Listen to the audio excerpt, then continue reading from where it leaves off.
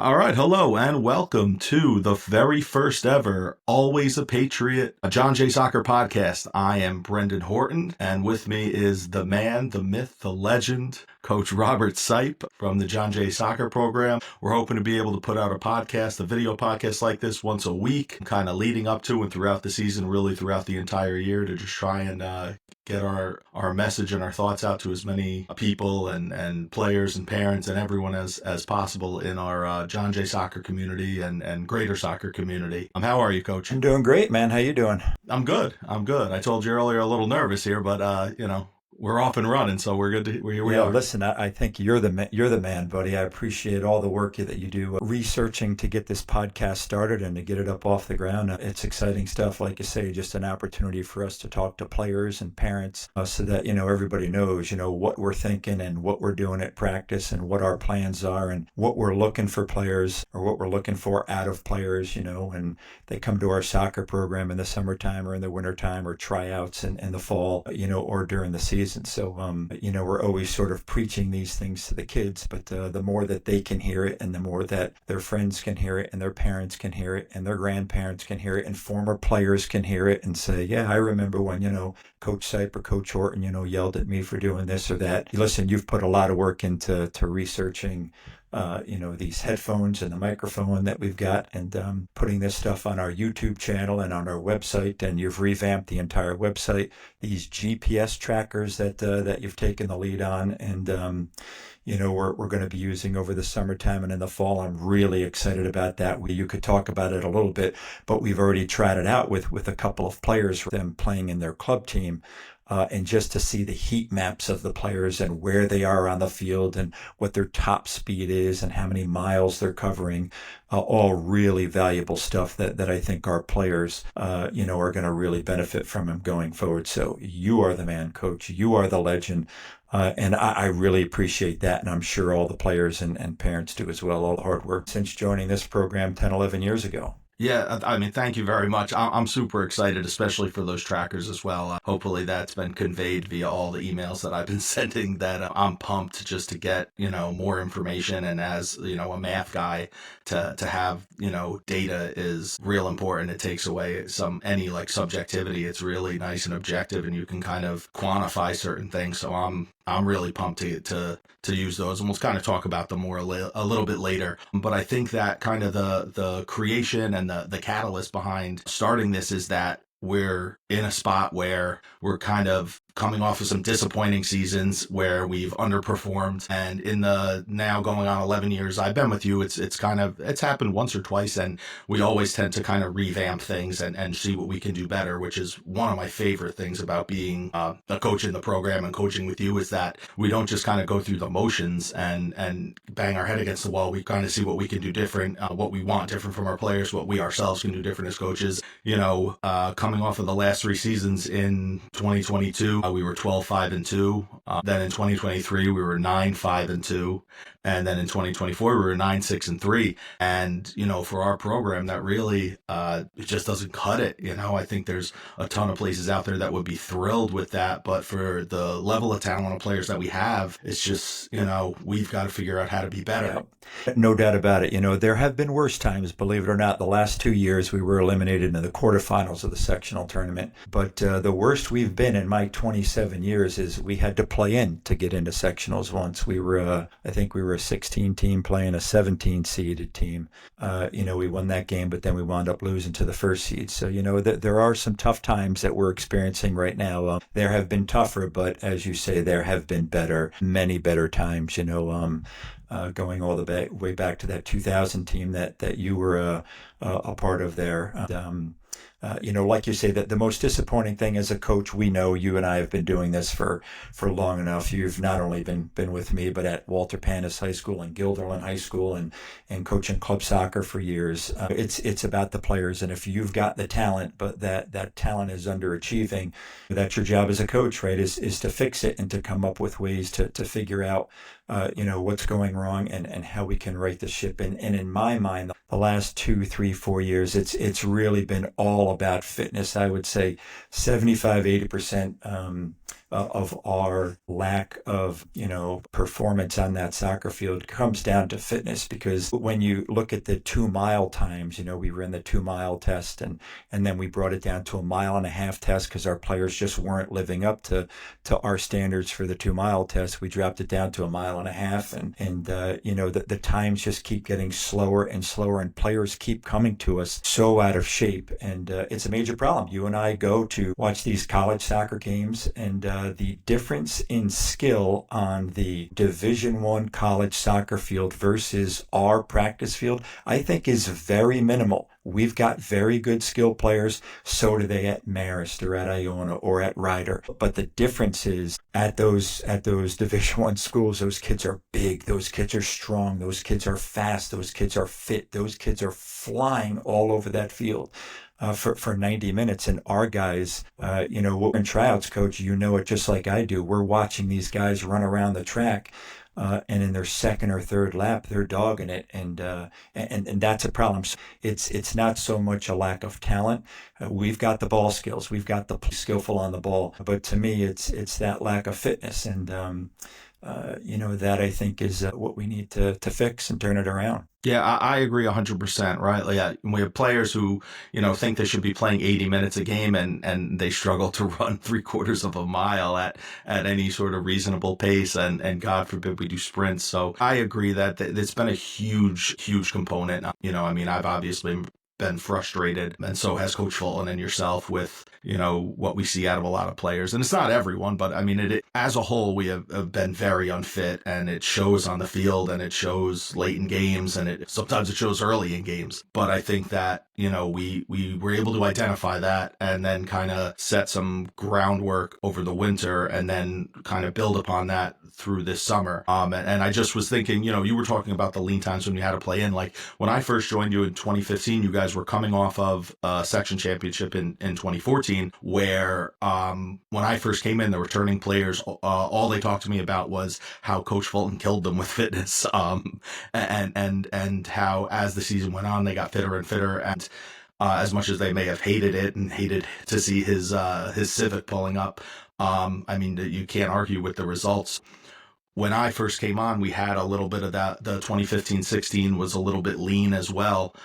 And we made an adjustment, right? We changed the winter program, and started to emphasize getting the ball over midfield and keeping possession, and really hammering that as kind of the rules that we structured the event. We joined the summer league at Lakeland to kind of increase our amount that we're able to get to see the players play in the summer, so that when tryouts roll around, we have a good, wide breadth of information about, maybe not every player, but a lot more players than, just having someone show up in August who you maybe have not seen very much of, or are not familiar with, or progress that a player's made since the previous year. And so for, through this lean time, we decided to add, first and foremost, a huge weightlifting component to our winter program. Just in general, it went from 1 hour a week to 2 hours a week. So double the amount of time. We added sessions. I think we had done like 9 to 11 sessions in previous winters. We did, I want to say, like 14, 15 this winter. Anytime the weather wasn't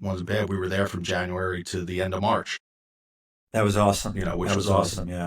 And Coach Fulton doing a little fitness with the guys, and like you say, Coach Axe taking the guys into the weight room for a full hour, I think was fantastic. And it's only a start, right? So our players, we encouraged our players to get gym memberships, to do that stuff, throughout the spring season, and we'll encourage them again over the summertime and into the fall, because it's not something that you get a quick feedback on. It's something that takes a lot of time, right? To get bigger and stronger and faster and fitter. So we're hopeful that when we see our guys on Thursday, that they'll give us that feedback that they are still doing that stuff, that they are still lifting in the gym, and they are, getting out and pounding the pavement. And if they're not, we'll know, we'll be able to tell pretty quickly. We did have more players join the spring track team than in the past. Still not as many as we'd like to see, obviously, but, progress is, something that's slow, and hopefully we're able to, continue down that road, because we have such a valuable resource in Coach DiVittorio, who is a former soccer player, who's happy to really take our players and work on, having them get faster, having them not run on their heels so we can avoid those hamstring injuries that seem to plague us so often and stuff. So it's really such a valuable resource that hopefully our players will, continue to use more in the winter and the Yeah, spring. it really is. We brought him in, I think, about a year ago, right? We were out on the track last spring, and for 2 sessions, he worked with the guys on running form and, just being on your toes and, just trying to get faster. And you're right, he is such a great resource for us to have, and it's such a great opportunity for the guys because after school from, 2:30 to 3:30, what are most guys doing? So you can get out on the track and you can run and really work with Coach DiVittorio, and he is so understanding of, if you can't make the meets on the weekends because you have soccer tournaments or stuff like that, that is almost unheard of, right? I mean, we wouldn't excuse Yeah. our players from a season to go to a track meet, on Saturday. So the fact that he's willing to do that, he's just an awesome guy, a great science teacher at John Jay. Very lucky to have him. And like you say, he was a former soccer player, so he knows the game of soccer. He knows what it takes, for those players to get fitter and faster. My mind just flashes back to the last couple seasons, like you said, Coach. We've lost to teams like Carmel, right? And when you look at the difference between our skill level and their skill level, we are far superior with the soccer ball than a team like Carmel High School. But correct me if I'm wrong, I don't think we've beaten them the last 2 or 3 years. And the reason is because of fitness. Those guys are bigger than we are, stronger than we are, faster than we are. They work harder than we do. And, that's the weakness that we've got. And like you say, that's why I love working with you and with Coach Axelson and Coach Fulton. We just put our heads together and figure out, hey, what's not going well and how can we fix it? So, what we did this past winter, I thought was great with Coach Axelson in the weight room and Coach Fulton doing, 15 minutes of fitness, before we let the guys play 45 minutes of soccer. But even if you go back, like 5, 6, 8 years ago, like you say, when you first, came to help me out, we had a big problem with, trying to play possession soccer. And you and I would say to the guys, hey, let's play possession soccer. Let's play to feet. Let's keep the ball. And everybody would pass it backwards, right? So we'd go from the kickoff all the way back to our goalkeeper. And it was really counterproductive. And we were just banging our heads against the wall, saying to the guys, we want to keep possession, but the idea is to go forward. The idea is to score goals. The idea is to get the ball over midfield and keep possession in the final third of the field. So one of the things that you and I, had came up with over the winter time was, okay, new rules in our winter sessions. The ball has to cross midfield first before you can, string passes together. And then you have to string at least 5 consecutive passes together before you can score. So we're coming up with solutions that, are, trying to fix the problems that we have. And I think that's worked to a certain extent. And we talk about that with the guys all the time during the season, right? Hey, what do we do in the winter, guys? Get the ball over midfield. We got to get it over midfield and then keep possession of that ball in the final third of the field to see if we can create good opportunities to score. So same thing here now. One of our bigger issues the last couple of years have been fitness and strength and endurance and speed, and we're trying to give those players, every opportunity to get bigger and to get stronger and to get faster and to get fitter so that we win games. They want to win games. We want to win games, right? And a lot of the guys that we've got 2 graduating seniors that are going on to play professional soccer, right? So a lot of guys that we have want to play professionally. They want to play at the Division I level. So that's why you and I are always going to these, Division I level soccer games, even junior college soccer games, and just trying to take everything that we can learn from that level of play and, impart it to our players. Yeah, I mean, and that fitness stuff is the stuff that's not necessarily fun, right? It's not taking and going out with a ball and shooting it on a net, which players enjoy, but it's a huge difference. Like you said, we've lost so many games to teams that are definitely on paper and technically and skill wise not on the same level as we are. It's those losses that are extra frustrating. I can understand if we're outclassed by a team and you lose and you say, all right, good for them. They just had us. But much more often than not, it's just not the case. And I think I hear it from our players too, because they get frustrated when they're like, "How is this team beating us?" And so, well, this is how, Right. right? Like they're outworking you, they're faster than you, they're more fit than you, and what you can juggle 1,000 times. That's not winning this game, unfortunately. And you've been a huge technical, possession oriented coach since before it was the thing to do, really, even 20, 30 years ago. But it's just not. It can't be just that. You can't be a single trick pony, who can do these things, but the minute they're put under pressure, you can't, or the minute you have to run, you can't. It's and it's not necessarily about the quality of the players. I was talking to my brother yesterday during the Champions League final, and I really wasn't sure going into it. I said, Paris Saint-Germain, they're a better team, but they just never seem to pull it out. And he said to me, no, he said they're going to win because they offloaded their best player and became a better Right. team. He said it's just such a great story when that happens. It's not about the player. You get rid of arguably the best player in the world, and now you have a much better team because they bought into something different, and you're not just kind of looking for that guy to kind of save you and bail you out. And I think that that's kind of what we're looking to do too. Like, we want to build a stronger team with everybody, and I think it'll lead to much more success for us as well. Yeah, I think you're right. There's two things that come to mind there for me. One, going back to that technical stuff. Like, a lot of times I'm going to John Jay with Austin or with Landon, and we're doing some baseball stuff, or we're in the weight room, and I see a lot of guys on the turf, kicking the soccer ball and shooting the soccer ball, and that technique is absolutely critical. I do not mean to downplay that, but the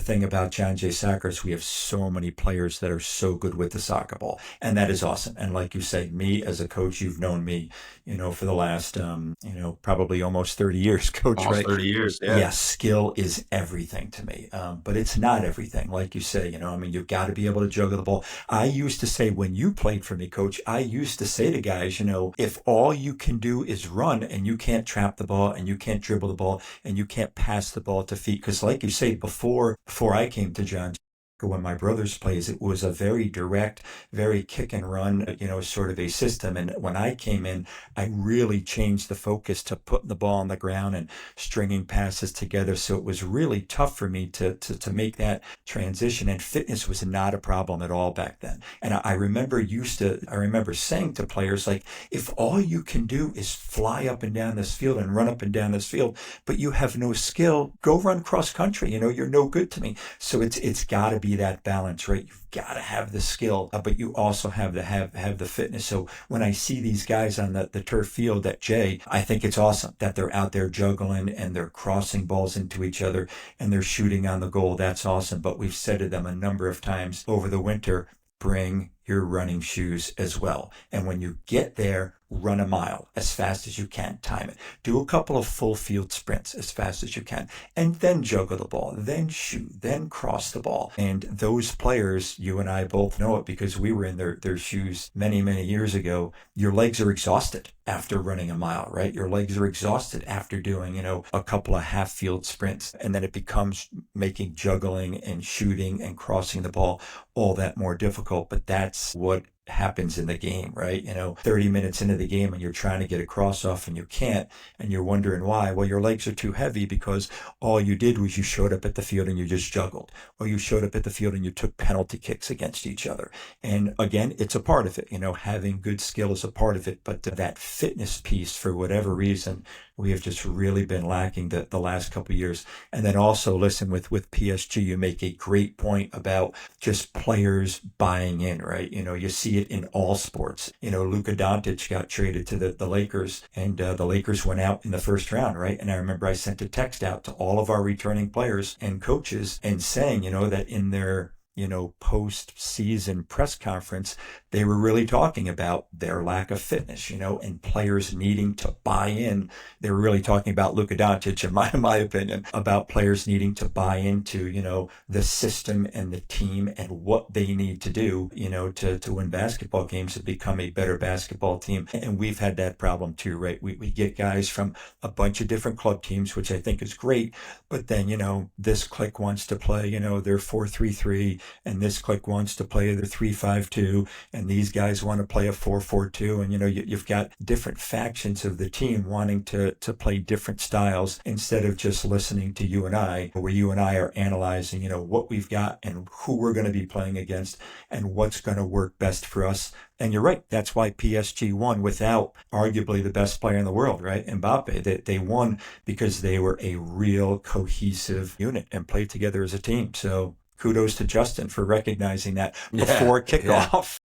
Yeah, and to your point, about the different groups wanting to play this way or that way, right? It definitely seems like there's like this mentality of like, what can you guys do for me? When it needs to be like, what could you guys do for us? Because every player wants to play to their strengths, but when you have 7 different players who all play central midfield for their club team, well, there's just not that many positions to go around, right? Like you've got to kind of figure out where you work within our system. You may be able to play center mid on your team, but maybe you're a center back for us, or maybe you're a striker for your team, but you're big and strong and win the ball, and we don't need you there, but you can help us, in the back. I know that happened to my brother as well. He played center mid at John Jay when he was there, played center mid for East Fishkill, played center mid his whole life, and then he went to Herkimer, and suddenly, they had won 100 some odd games in a row at the time from when your brother was there, and the coach said, you're going to play center back. He never played in the back in his life, and by the time, the middle of the season, he loved it. He just loved it, and then he went to play there at Cortland and stuff, and it's just, you have to embrace that, and if you're unwilling to do that, then, not only do you lose that cohesion and that buying in that we're talking about, but it just, you have to be better, right? To me, I think if you're going to be a good soccer player, if you want to call yourself a good soccer player, you have to have that level of adaptability, they do it at the professional level, Kamavinga was playing outside back in the World Cup, and he's like one of the most highly touted center midfielders, young center midfielders in the world. Guy played left back and played unbelievable. Yeah. I think he broke the record for like tackles or wins or duels won, if he can do it, then I think the players at John Jay can do it too. And like you say, the players at John Jay can do it, like your brother did it. One of the best players to play for me, Eric Zegley, was a lifelong center midfielder. And his senior year, right, he had been on varsity for 4 years, played center midfield his entire life. His senior year, I moved him up front. Why did I do that? Because that was what was best for the team. And it just, my brother too, years before that, like you say, he had played, center midfield growing up his entire life, playing for the East Fishkill Lions, the 1975 Lions. And when he got to John Jay as a freshman, he made varsity and he was promptly put back at center back. They called it sweeper back then, right? And played there for 4 years. Never complained, became an All-American sweeper, became an All-American defender, never played there a day in his life. Like you say, your brother never played there. He went to Herkimer and, at a national level is able to do it. And then when my brother left John Jay and went to Herkimer, he went back to center mid. So having that versatility is just so very important. And like I said, Eric Zegley was a center mid his entire life. He played 1 season up front for us. We went 25-0, won a state title. He's New York State Player of the Year. Scored 42 goals, where it seems to work out, and just imagine if he had been, kind of put a face on and be like, well, I'm your center mid. I've been your center mid for years. What are you doing? Like. And so when you look at the returners, so we've got 12 guys returning next year for our varsity squad. And when you look down that list, I was looking down earlier today, one of them's a goalkeeper. 3 of them, I think, are defenders. The other 8 are midfielders. So out of those 12 players, 8 of them, I think, are midfielders and play in the midfield for their club team. And there's you don't play with 8 midfielders, right? So that's where you need those players to have that versatility or to have that, hey, coach, what can I do for the team kind of mentality, and parents as well. And I get it as a parent, as a dad, my 2 boys, Landon and Austin, have played soccer, basketball, baseball, and they've played on different teams where, Austin was a shortstop. He went and played on this, quote unquote select team, and they put him out in right field, and I remember, me and my wife thinking, well, the kid's a shortstop, but we were pretty good. We didn't say anything. And today, it's Austin's best position and his favorite position, you know. So just to be able to have that flexibility is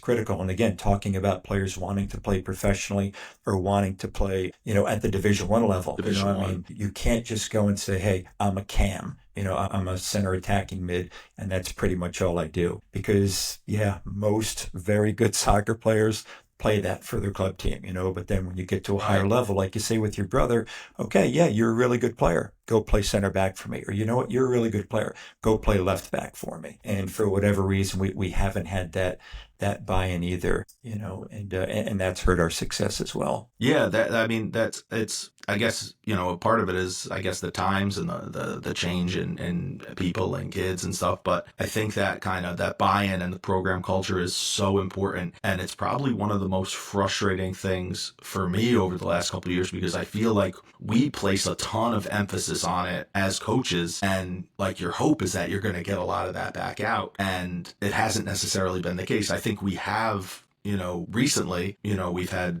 you know, the players came together for the East Fishkill cleanup day. They seem to be kind of, you know, have some level of camaraderie and kind of buying in. But then the season rolls around, and once tryouts start and the games start, that kind of falls by the wayside. And it seems like sometimes we have, you know, 21, 22, 23 guys, you know, just kind of looking out for themselves. And as a result, we're suffering, you know. So it's frustrating, and kind of an area we continue to work on and try to develop. And I feel like we set a good example, but it's just inconsistent. Yeah, but you know, just looking forward with this group of 12 guys that we've got coming back, and then the guys that, you know, we brought up for sectionals, you know, I think we've got some good young players. I think, like you say, guys are coming together to do the East Fishkill cleanup over at John Jay a couple weeks ago. I think we've got a really good group. I think we just, you know, hopefully can get these guys focused on being fit, you know, on working hard, on, you know, sacrificing for the team. And you know, if we need you to play in a different spot, or, you know, play in a certain type of formation, you know, you can't fight us on stuff like that.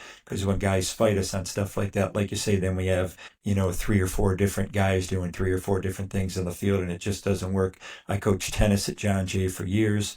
I coached bowling at John Jay for years. That's a sport you can kind of do your own thing, right? But soccer, you know, basketball, football, those are really team sports where you really need to be dialed into, you know, what are we all doing, and what's the collective goal, and what is my role on this team to help us do that. And again, I go back to my brother, who, you know, my brother Dave, who's the principal at Ketchum now, but one of the best, you know, soccer players that John Jay High School's ever turned out. And a lifelong center midfielder, played center midfield in college at Herkimer and then at Marist. But when he was on John Jay, he played center back, he played sweeper, and was incredibly successful. Right, they made it to the state semifinals, I think, his sophomore year, and he was an All-American as a result of it. Right, so it's a lot of times not about you; it's about, you know, just doing for the team. And I think guys need to understand. Our guys need to understand that. Like I said, out of the 12 guys returning, I'd list 8 of them as midfielders. We can't have 8 guys in the midfield, right? So we need some guys to sacrifice and go up top. We need some guys to sacrifice and go on the back.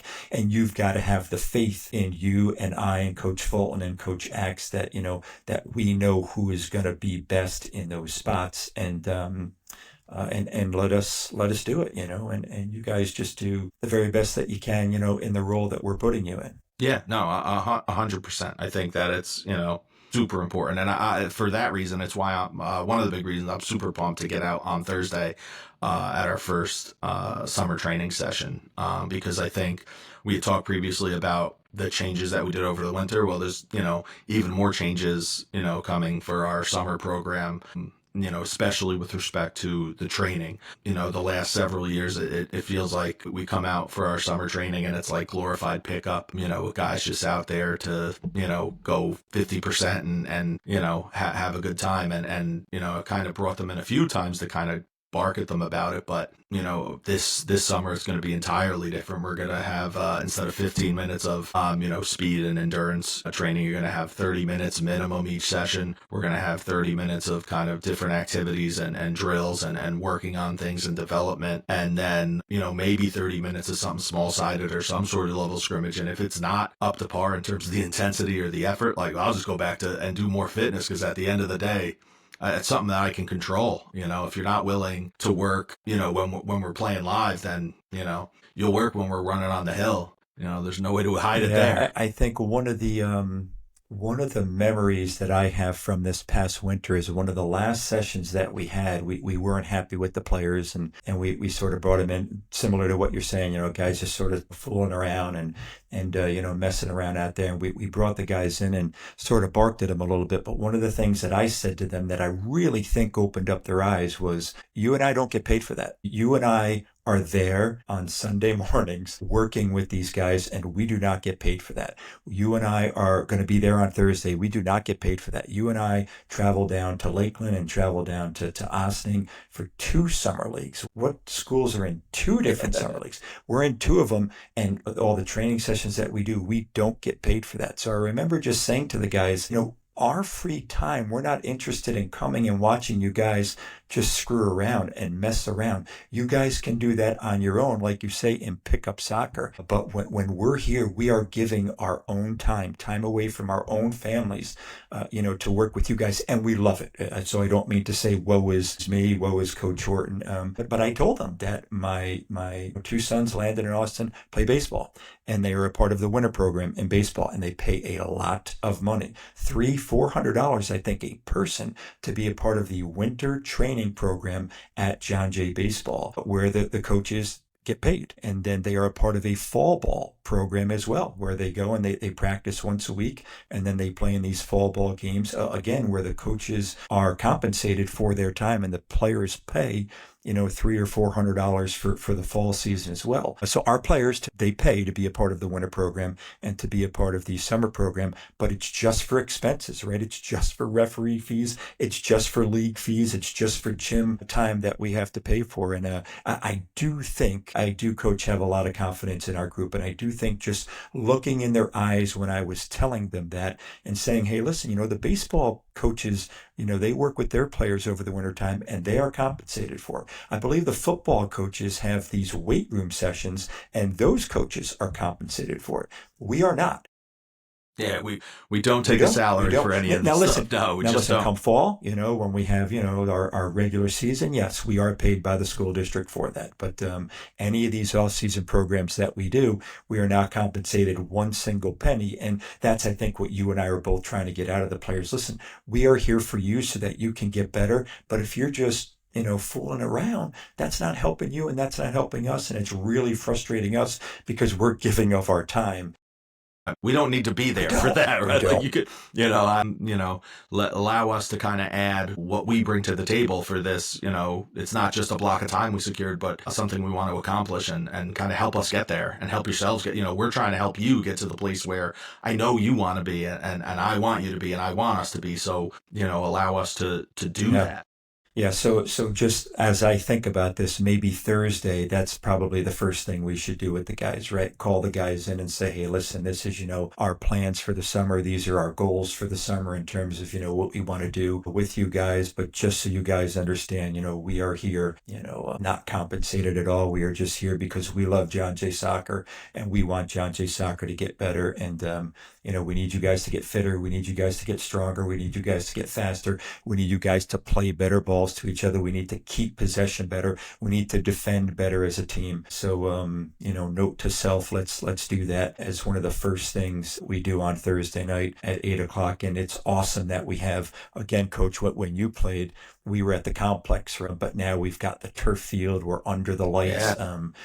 The advantages that these guys have these days, I'm sure they take for granted. But you and I can remember being at the complex and, it getting dark on us over there at the complex. Yeah. But now we've got that turf field and we've got the lights and, really looking forward to that first practice. And maybe in future podcasts, we'll talk about our plans for this fall and our formation and, where we see, guys playing and, the style of play. Maybe we'll do that in a separate podcast. But next week, I'm really excited. What do we have coming up next week? So next week, we're going to have our first guest. We're really moving at light speed here on the podcast thing. We only decided this, a week or so ago. And here we're recording episode 1. And next week, we're going to have our first guest. It's a professional soccer player. We're going to have have Ray Troche, a former John Jay, soccer player alumni, who is now playing professionally in the MASL, the Major Arena League Soccer. Kind of we'll go through things in his John Jay career and then kind of find out what he's been up to since then and what he's doing now and everything like that. I'm pumped because, he's one of my favorite players I've ever had, and definitely one of the best players who's ever come through John Jay. And kind of, I think it'll be super important for our current players and our future players to just listen to what he's going to say. I don't even know what he's going to say, but I can assure you that whatever it is going to be incredibly valuable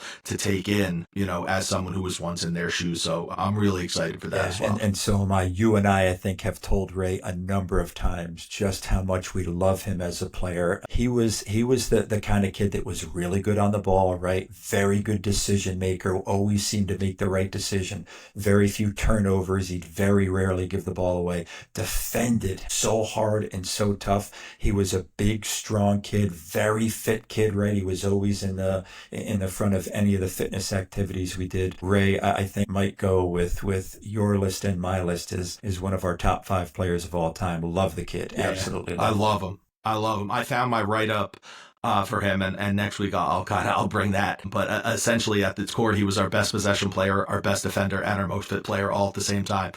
So when players are like, "Well, what do you want from me?" Well, I mean that's it. Like that's the dream, really. And even if you don't do that, strive for it. Is what we kind of want. And what happened in his senior season? Did we lose to Mamaroneck in overtime? Was that the? I believe so. Yeah, I believe it was on the corner kick. And I think you and I were so devastated that we couldn't win with Ray Troche. Just what a great player he was, and the fact that we just couldn't break through against him. Listen, I think Mamaroneck went on to go to the state final 4 that year, if I'm not correct. They had a good team. I think so. They had a really good team. They won. I think they won the section. Yeah, but it may have been the year they lost to Ossining. I don't. That's remember. a good point. Ossining. They all merge into me now. That's a good point. Yeah. But I'm gonna look into that, look all that stuff up and have it for next week. We'll, try and reopen some of those wounds for poor Ray. Well, looking forward to seeing him, looking forward to talking to him, and looking forward to our first practice on Thursday. So, Coach, let's wrap it up. Thanks again so much for putting this stuff together, for getting the all the pieces together for this podcast. We'll see if we could put it on our website, put it on our YouTube page, maybe put it on Spotify. We'll try to get this out here to anybody who wants to listen to you and I and Coach Fulton and Coach Axe and Ray Troche talk John Jay Soccer. Love it. Yeah, thank you for everyone who's listening and tuning in, and we'll be back next week with Ray and hopefully some more people in the future. Coach, I love it. I think whether 1 or 1,000 people listen here, I have a blast. Me too. I'm looking forward to it next week. Coach. Yeah, we'll see you. We'll see you Thursday night. Thank you. All right, see you Thursday. Bye-bye.